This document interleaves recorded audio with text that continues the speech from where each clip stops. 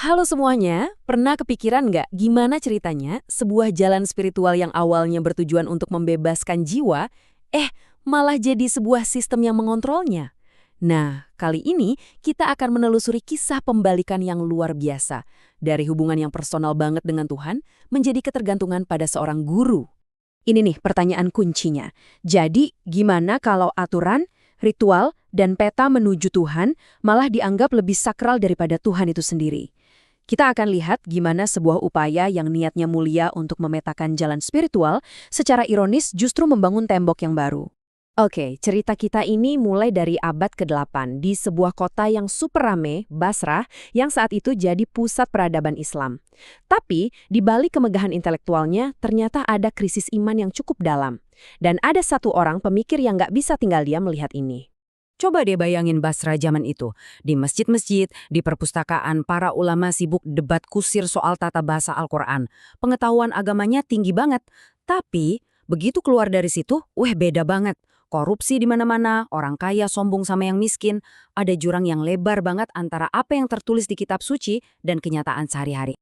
Nah, ini dia jurang pemisah yang dilihat oleh Hasan Basri. Di satu sisi, realitas Basrah yang penuh ambisi duniawi. Di sisi lain, ideal spiritual Islam yang mengajarkan kerendahan hati.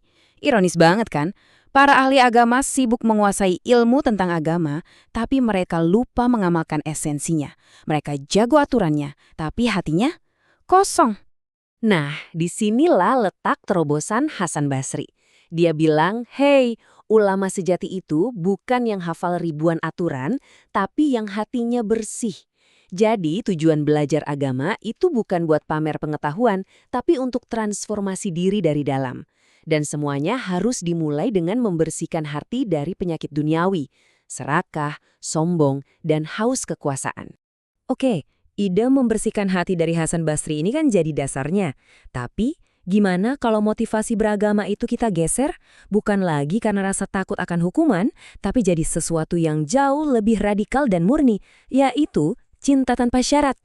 Nah, di sini kita ketemu sama tokoh perempuan yang luar biasa, Rabihah al-Adawiyah. Kalau Hasan Basri menekankan kesalehan yang didasari rasa takut pada Tuhan, Rabihah ini beda. Dia punya gagasan yang waktu itu, revolusioner banget. Gimana kalau kita beribadah bukan karena takut neraka atau ngarap surga, tapi murni karena cinta padanya? Filosofinya tuh simple tapi dalam banget. Bayangin aja hati kita itu kayak gelas. Kalau gelas itu udah penuh sama cinta Tuhan, ya nggak ada lagi tempat buat hal-hal negatif. Benci, iri hati, sombong, semuanya mental keluar. Yang tersisa cuma dorongan alami untuk berbagi cinta itu ke sesama, karena hati kita udah meluap. Dari cinta murni, perjalanannya jadi makin ekstrim. Apa jadinya kalau cinta itu begitu kuat sampai-sampai si pencinta ngerasa melebur jadi satu sama yang dicintai? Nah, disinilah kontroversi besarnya dimulai. Jadi kita bisa lihat kan, progresnya jelas banget. Awalnya Hasan Basri, kesadaran karena takut. Naik level ke Rabihah, pengabdian karena cinta murni. Terus puncaknya, Al-Halaj, di mana tujuannya bukan lagi cuma mencintai Tuhan, tapi meleburkan diri sepenuhnya di dalamnya. Nah, orang-orang kayak Al-Halaj inilah yang bikin geger. Di puncak pengalaman spiritualnya, dia merasa nggak ada lagi aku yang terpisah dari Tuhan. Sebuah penyatuan sempurna.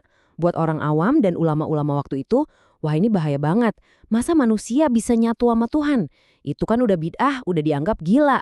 Kisah kematian Al-Halaj ini ngeri banget sih. Dia dieksekusi dengan brutal di depan umum. Tapi dia nggak hadapin itu semua dengan tenang. Luar biasa. Malah dia mendoakan dan menyatakan cinta kepada orang-orang yang mengeksekusinya. Baginya, penderitaan fisik se-ekstrim apapun itu cuma bagian dari kehendak Tuhan yang dia terima dengan cinta. Oke, jadi masyarakat kan jadi bingung. Di satu sisi, jalan spiritual ini rasanya beneran otentik dan kuat. Tapi di sisi lain, kok kayaknya ekstrim dan bahaya banget. Akhirnya, mereka cari jalan tengah, sebuah solusi. Tapi, kompromi inilah yang ternyata jadi kesalahan fatal. Disinilah titik baliknya. Kalau dulu orang nyari Tuhan itu perjalanannya pribadi, liar, nggak ada petanya, sekarang muncul usaha buat menjinakkan perjalanan ini. Lahirlah ide sekolah spiritual yang terstruktur, yang kita kenal sebagai tarekat.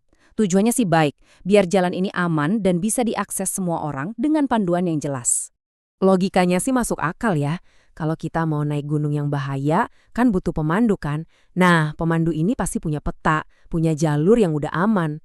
Dalam konteks spiritual, peta itu adalah seperangkat aturan, ritual, zikir, dan amalan yang harus diikuti oleh para murid dengan disiplin. Dan disinilah ironi terbesarnya. Solusi yang tadinya dibuat untuk menyelamatkan jalan spiritual ini, malah jadi yang merusaknya. Inilah yang kita sebut pembalikan besar. Coba deh lihat, pesannya itu kebalik 180 derajat dari yang awalnya memberdayakan, hatimu yang bersih itu jalan tol langsung ke Tuhan. Jadi melemahkan, wah kamu nggak bisa sendirian, kamu butuh kita, kamu butuh guru sebagai perantara. Pembalikan ini dampaknya gede banget. Karena setiap tarekat ngerasa paling benar, ya mulailah saingan. Buat buktiin siapa paling lebat, mereka pamerin keajaiban gurunya atau karomah. Nah akibatnya apa? Gurunya jadi sosok yang nggak bisa disentuh. Kritik sedikit dibilang nggak beriman. Akhirnya, murid-muridnya malah lebih memuja guru daripada Tuhannya sendiri. Jadi, inilah kesimpulan tragisnya. Sesuatu yang awalnya adalah perjalanan cinta yang personal dan intim sama Tuhan, malah berubah jadi sistem kontrol. Pintu yang tadinya terbuka lebar untuk siapa saja yang hatinya bersih, sekarang dijaga oleh seorang perantara yang memegang satu-satunya kunci. Oke, kita tutup pembahasan kali ini dengan satu pertanyaan buat kita renungin bareng-bareng. Sebenarnya, di mana sih batas tipisnya antara seorang pembimbing spiritual yang tulus ngebantu dengan seorang penjaga gerbang yang justru jadi penghalang? Nah, ini pertanyaan abadi yang kayaknya relevan banget, bahkan sampai sekarang.